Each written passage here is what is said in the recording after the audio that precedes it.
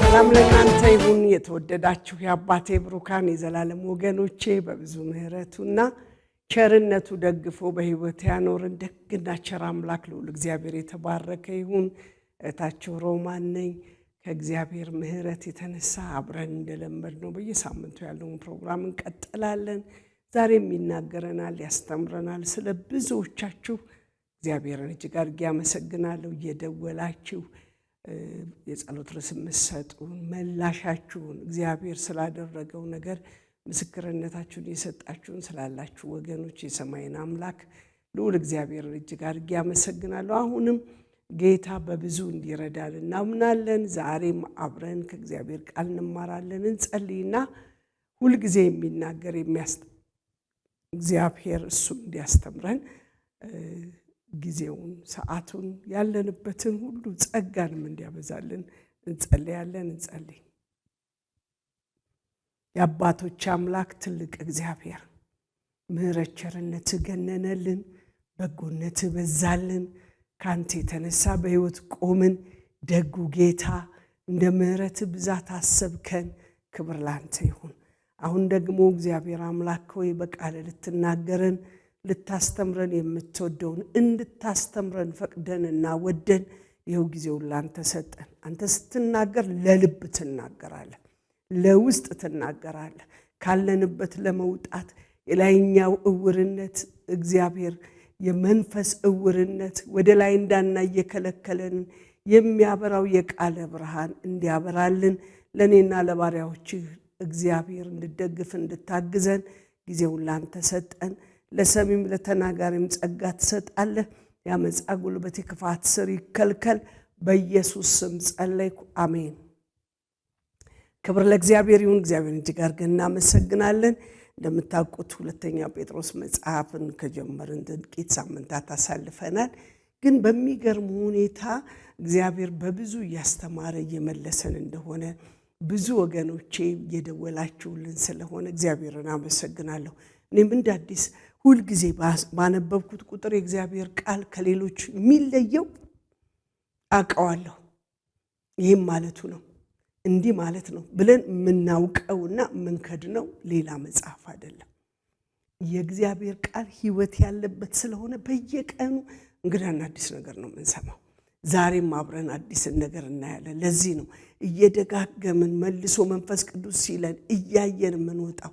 በጣም እግዚአብሔር የፈለገው ነገር እንዳለ አምናለሁ። ከፊታችን ላለ ታላቅ የወንጌል ሪቫይቫል ያንዳንዳችን ገብቶን ተዘጋጅተን እንድንጠብቅ ሊያደርገን በልካችን እንድንመላለስ ሊመራን እየተናገረ እያስተማረን ስለሆነ እግዚአብሔርን ባርካለሁ።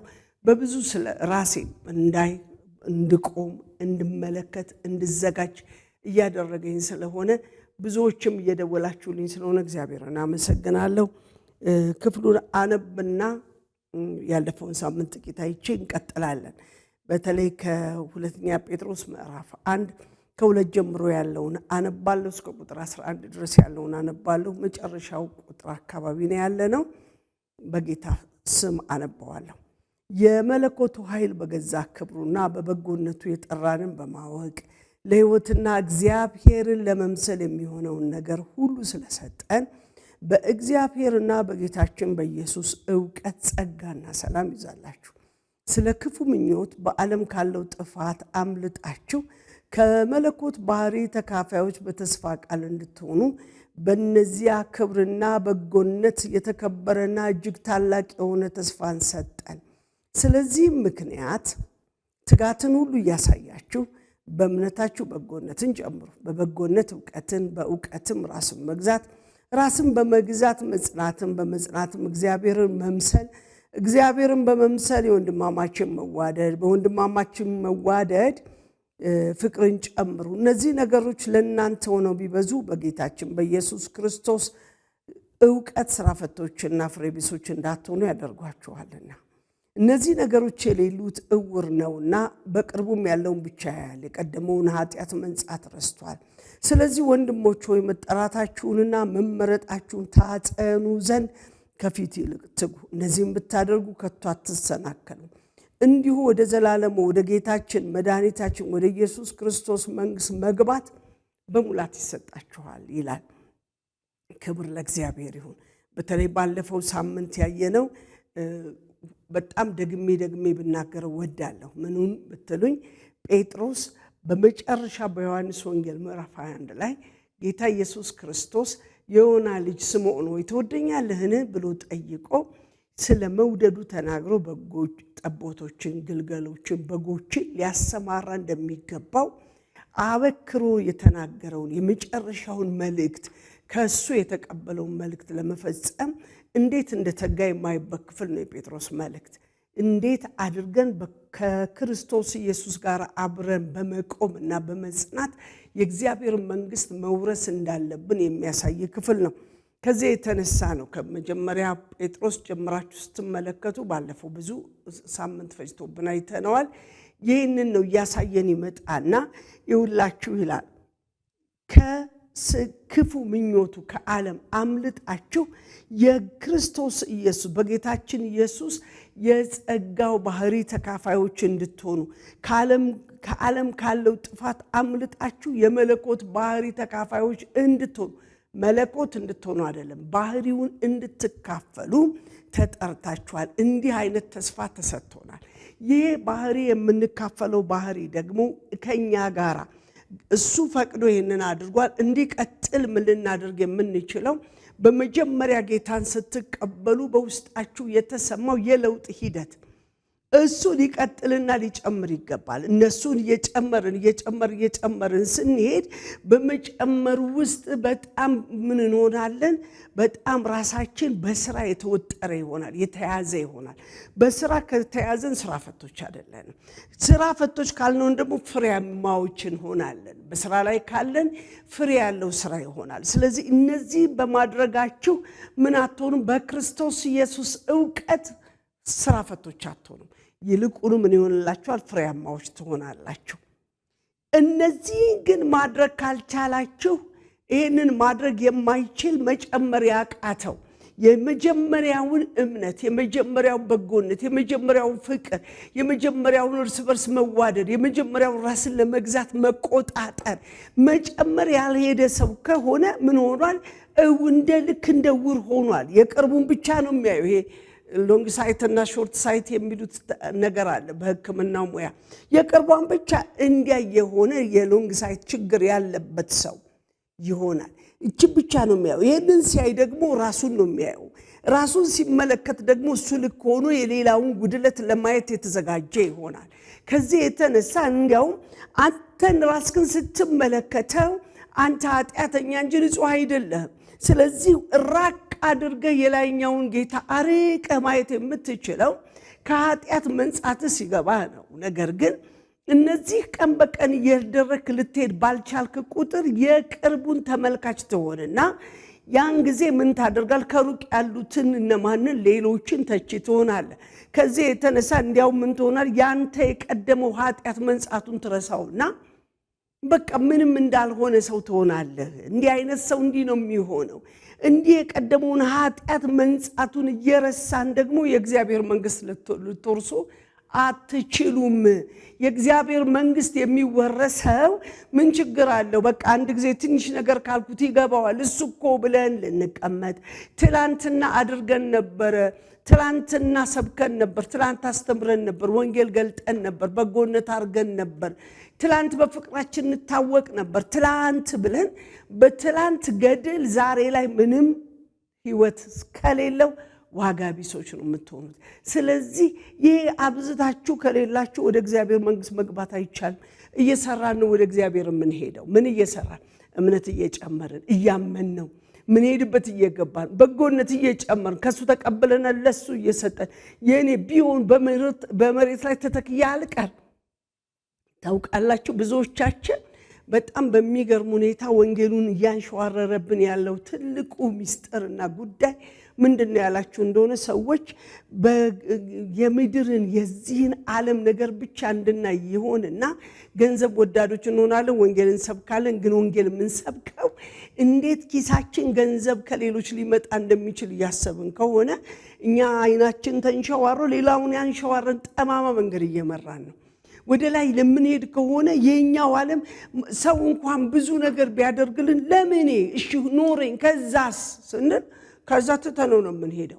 የምንናፍቀው ጌታ ጋር ደግሞ ምንም አንዲት ነገር ይዘን እንድንሄድ አላለንም። ይህንን ይዛችሁልኝ ኑ ቢለን ኖሮ ብዙ ተጋግጠን አከማሽተን የተሻለ ከጠየቀው በላይ ይዘን በሄድን ነበር። ግን ምንም ይዘን እንድንሄድ አይፈልግም። እኛ በምድር ቆይታችን ምድርን እየናቅናት የላይኛውን እየናፈቅን እንድንሄድ የሚያደርገን መጨመራችን ነው። እየጨመር በጎነት እየጨመርን ስንሄድ የዚህ ምድር ነገር ስግብግብ ያደረገን ላለመስጠት እንድንቆጥብ ያደረገንን ነገር እንንቀውና በኔ በኩል ለሷ የመጣ ነገር ነው ብለን እየሰጠን ወደ ላይ እንሄዳለን። ወደ ፈቃዱ እንሮጣለን።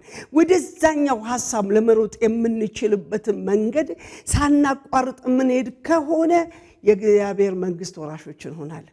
ያለበለዚያ ፍሬ ቢሶች እንሆናለን። መንገድ ላይ ነን፣ ግን መንገዱ ስራ ነው።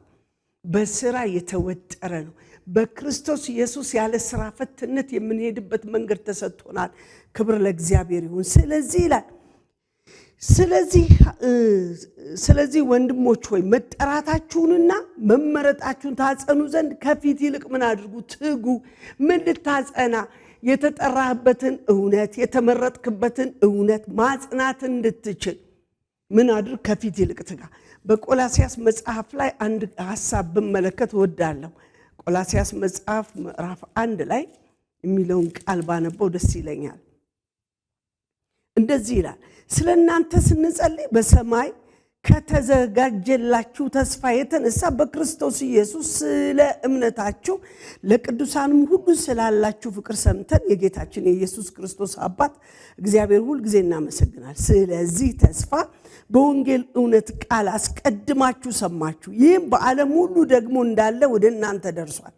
የእግዚአብሔርን ጸጋ በእውነት ከሰማችሁበትና ካወቃችሁበት ቀን ጀምሮ በእናንተ ደግሞ እንዳለ እንዲሁ በዓለም ፍሬ ያፈራል ያድግማል። ስለዚህ ይህንን የሰማችሁት ከኤፍራታ ነው። ግን አንድ ነገር ጋር የሚያድግ የሰማችሁት ፍሬ የሚያፈራ የሚያድግ ነው። ስለዚህ በዚህ ደስ ብሎናል። ሃሌሉያ። በምንም በማንም ተታላችሁ የምትቆሙ ሳትሆኑ ወደ እውነት በጽናት ልትቀጥሉ ይገባል። ምዕራፍ 2 ቁጥር 4 ላይ ደግሞ እንዲህ ብሎ ይናገራል። ማንም በሚያባብል ቃል እንዳያስታችሁ ይህንን እላለሁ፣ በስጋ ምንም እንኳን ብርቅ በመንፈስ ከእናንተ ጋር ነኝና ስራታችሁንም በክርስቶስ ያለውን የእምነታችሁን ጽናት እያየሁ ደስ ይለኛል። ትልቁ ደስታዬ በእምነታችሁ ያለ ጽናት ነው። ሊመጣ ወዳለው ነገር ይሄ ፍሬ የሚያፈራ ስራ ፈታ አያደርግም። ፍሬ ያፈራል። ደግሞ ምን ይሆናል? ይበዛል። የሚበዛ ህይወት እንዲሆንላችሁ የተጠራችሁበት መጠራት አለ። ይህንን መጠራታችሁን እንድታጸኑ ይገባል። ሮሜ መጽሐፍ ምዕራፍ 8 ላይ ሄደን ስንመለከት ብዙዎቻችን ለታመመ ለተቸገረ ለማጽናናት የምንጠቀምበት ግን ደግሞ ከማጽናናት ያለፈ እውነት የሚናገር ክፍል አለው። እንደዚህ ይላል እግዚአብሔር ይላል ለማን ነገር ሁሉ ለበጎ ሊያደርግ ነው ይላል። እግዚአብሔር ነገርን ሁሉ ለበጎ እንዲያደርግ አስቀድሞ የመረጣቸውን የክርስቶስ ኢየሱስን መልክ እንዲመስሉ ወስኗል ይላል። አንድ የተወሰነ ትልቅ ውሳኔ አለ። እግዚአብሔር አምላክ የልጁን መልክ በመምሰል የሱን መልክ መስለን ልንኖርበት የተገባ እንደዚህ ይላል። እግዚአብሔርን ለሚወዱት እንደ ሐሳቡም ለተጠሩት ነገር ሁሉ ለበጎ ይሆናል። በጣም ብዙ ጊዜ ነገር ሁሉ ለበጎ ምንለው ግን ምን አይነት በጎነት ያልን እንደሆነ ልጁ ከብዙ ወንድሞቹ መካከል በኩር ይሆን ዘንድ አስቀድሞ የመረጣቸው የልጁ መልክ እንዲመስሉ ወስኖባቸዋል ይላል። የልጁን መልክ እንዲመስሉ አስቀድሞ ደግሞ ወስኗል። አስቀድሞ የወሰናቸው እነዚህ ደግሞ ጠራቸው፣ የጠራቸው እነዚህን ደግሞ አጸደቃቸው፣ ያጸደቃቸው እነዚህን ደግሞ አከበራቸው።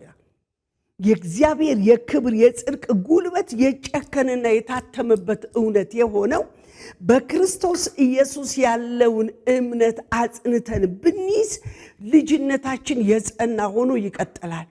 እንዲቀጥል የሚበልጥና የተሻለ ሆኖ እንዲቀጥል ዛሬ መጠራታችሁን ከፊት ይልቅ ታጸኑት ዘንድ ይገባችኋል።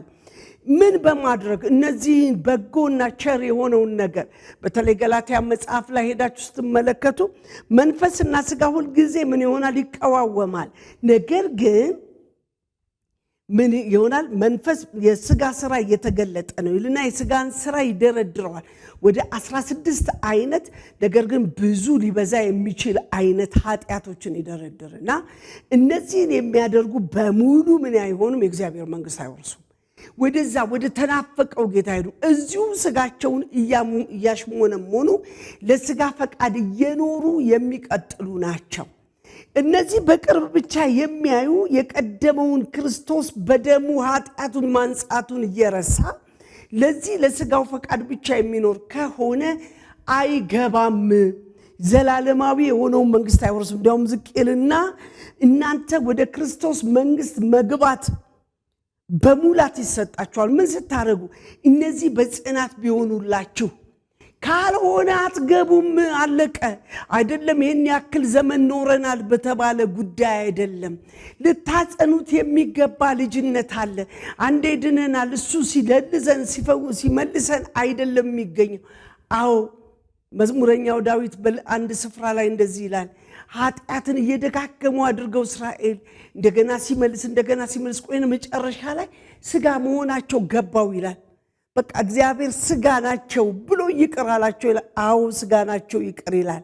ነገር ግን አንድ ጊዜ ሁሉን ሊያድን በሚችለው በክርስቶስ በኩል መጣና የኃጢአት ስርየትን እንድታገኙ በመስቀል የተሰቀለውን ክርስቶስን በማመን በሱ ደም ከኃጢአት መንጻት እንዳለ በማመን በመቀበል ከነበረው ጨለማ ወደ ብርሃን ተሻገሩ ብሎን ካሻገረን በኋላ ተመልሰን ብንሄድ ደግሞ አይሞትምና ደግሞ አይመጣምና አንድ ጊዜ ሞቷልና በመስቀሉ የተከፈለውን ዋጋ ቸል እንዳንል ከሱ የተነሳ ውስጣችን ይሰማን የነበረውን ያንን መልካም የመንፈስ ፍሬ በገላትያ ላይ 9 አድርጎ አስቀምጧቸዋል። እንደ ትዕግስት፣ እንደ ፍቅር፣ እንደ በጎነት፣ ቸርነትን፣ እነዚህ የዋህነትን በሙሉ ስትመለከቱ እነዚህን የሚያደርግ የትኛውን ፍርድ ወንበር ወይም ሕግ አይከለክለውም። እንደነዚህ የሚያደርጉ የእግዚአብሔር መንግሥት ወራሾች ናቸው ይላል። የእግዚአብሔር መንግሥት ልንወርስ ተጠርተናል። ወደ ላይኛው ወደ ፈቃዱ ምክር እንድንሄድ ተጠርተናል።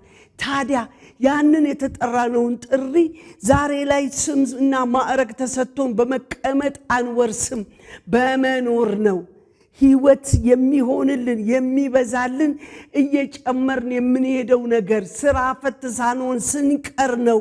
ፍሬያሞች ስንሆን ነው። ዮሐንስ ወንጌል 15 ላይ ሄዳችሁ ስትመለከቱ አባቴ ገበሬው እኔ ደግሞ የወይን ግንድ ነኝ፣ እናንተ ቅርንጫፍ ናችሁ። ፍሬ የሚያፈራውን ከነዚህ ቅርንጫፍ መካከል ፍሬ ሲያፈራ እንደው ግርዝ እያደረገ ጨምሮ እንዲያፈራ ያደርገዋል። በመካከል ማያፈራ ከተገኘ ግን ይቆረጣል፣ አይገባውም። ከግንድ ጋር ተታኮ የወይን ቅርንጫፍ ነኝ እያሉ ማውራት አያዋጣውም። ወደ ተባለለት ወደ ፈቃዱ ምክር አይገባም። ታዲያ ይህንን ለማጽናት ከግንዱ ጋር መጣበቅ ያስፈልጋል። ለመጣበቅ ደግሞ ጸሎትን፣ ቃልን፣ በመንፈሱ እውነት መያያዝን፣ ቀን በቀን እየጨመሩ መሄድን። ምንድን ነው የሚጨመረው ያላችሁ እንደሆነ ሄዶ ለሌላ ማብላት ማጠጣት እንትን ማድረግ፣ ይሄ በሚታይ ሰዎች በሚያዩት ማንነት ግብር መገበር አይደለም። ነገር ግን እያንዳንዱን ነገር በእምነት መትጋት ወይም መበርታት። በእምነት ስንበረታ ከሰዎች ጋር አይደለም የሚገናኘው። አንተና አምላክ አንቺና አምላክሽ ናችሁ። ስትበረቺ ከሱ ጋር እየጨመርሽ ስትሄጂ አሁንም እሱ የሚለውን ለመስማት ከፈቃዱ ምክር ጋር አብሮ ለመገናኘት የሚደረገው መያያዝ አብዝቶ ወደ ላይ የሚያስናፍቅ ነው የሚሆነው።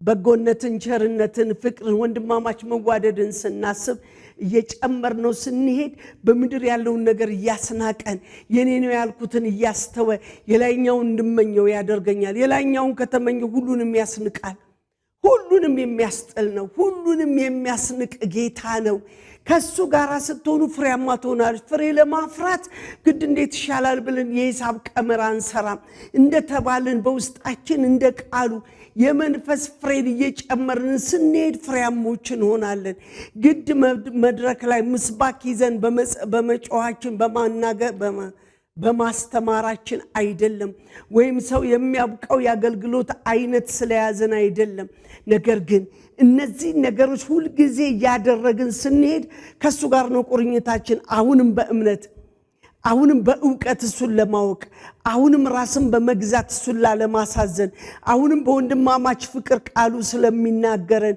አሁንም ደግሞ እሱን በመምሰል እንደ እግዚአብሔር ሰው በመምሰል መመላለስን ስንጀምር ይሄን ሁሉ ለማድረግ ስንተጋ በትጋት ውስጥ እያለን የሚወጡ ብዙ ፍሬዎች አሉ ለሌላ የሚደርስ መንግስቱን የሚገልጥ የፈቃዱ ምክር የሚያወራ ለዚህ ነው ጴጥሮስ ሲናገር በመጀመሪያው ጴጥሮስ መጽሐፍ ላይ እናንተ እኮ ከጨለማ ወደሚደነቅ ብርሃን የጠራችሁን የሱም በጎነት ለመንገር የተመረጠ ትውልድ ናችሁ የንጉስ ካህናት ናችሁ እና ምን ይደረግ የት ሄደን ነው ክህነትን እንደዚህ ጠምጥመን ነው ካባ ደርበን ነው ምንድነው ስን አይደለም ባላችሁበት አሁን በህይወት ስትኖሩ በሆናችሁበት ካጠገብ ካለው ጋር ወንድም ወይ እህት ሆነሽ ከሆነ እንደዚያው በእህትነት በወንድምነት የእውነትን ፍቅር የእውነትን ራስን መግዛት የእውነት የእህትነትን ዋጋ የሚስትነትን ዋጋ የባልነትን ዋጋ የልጅነትን ዋጋ ያለቀነትን ወይም የሰራተኝነትን እውነተኛ የሆነው መስራት ስትጀምሩ ያገለገላችሁ ነው እየገለጣችሁት ነው የሱን በጎነት እየተናገራችሁ ነው የሱን በጎነት መናገር በጨመራችሁ ቁጥር ዛሬ ተብሎ በሚጠራበት በዚህ ቀን ምናችሁ ይጸናል መጠራታችሁ ይጸናል የኔና የናንተ የተጠራንበት እውነት እንዲጸና መጠራታችን ከፊት ይልቅ የጨመረ እንዲሆን አሁን አብዝተን ያ እሱ የልጁን መልክ እንድንመስል አስቀድሞ የወሰነውን ያንን የመጀመሪያውን ሰማይ ምድር ሳይፈጠር ያቀደውን ባንተ ላይ ያቀደውን አይገርምህም ሰው ማንንም ይበልህ አንተም ስላንተ ምንም በል እርሶም አንቺም ስለራሳችሁ ምንም በሉ እግዚአብሔር ግን ትልቁ ዓላማው የልጁን መልክ እንድትመስሉ ነው እሱን ለመምሰል ለመትጋት ደግሞ ግድ ኢየሩሳሌም ሄዶ የኢየሩሳሌም ልብስ መልበስ አይደለም እሱን መምሰል እሱ የዋህ ነበር ትሁት ነበር ቅን ነበር አምላኩን ይፈራ ነበር ያከብረው ነበር ይታዘዝ ነበር እና በእነዚህ ቅንነት በጎነት የዋህነት በጎነት ሽሮታ በተሞላው በርህራሄ እሱን በሚመስል መንገድ መጓዝ ስንጀምር ከሱ ጋር እንደተጣበቅን ይታወቃል ሰው ባለበት ሰፈር የት እንዳለ ይታወቃል በሽታው የሚለያለ ለምሳሌ የሰንደልን እንጨት ስንመለከት በላዩ ላይ የተለበጠ በጣም የሚጣፍጥ ሽታ ያለው ነገር በላዩ ላይ ስለተለበጠ እንጨቱን ደረቁን እንጨት ስታሸቱ ይሄን ሽታ ይሸታል ለምን አብረው ስለሆነ አብሮ የተያያዘ ስለሆነ አብሮነቱ የተጠባበቀ ስለሆነ ያላችሁበትን ነው የምትመስሉት አንድ ቃል በጣም ያስደነቀኝችን ሳምንት ብያለሁ ምንም ይል ቃል እንደሆነ ልንገራችሁ እኔ እስከ ዓለም ፍጻሜ ድረስ ከናንተ ጋር ነኝ የሚለው ቃል ብዙ እንደ ያታቂውም እንደ ብትኛ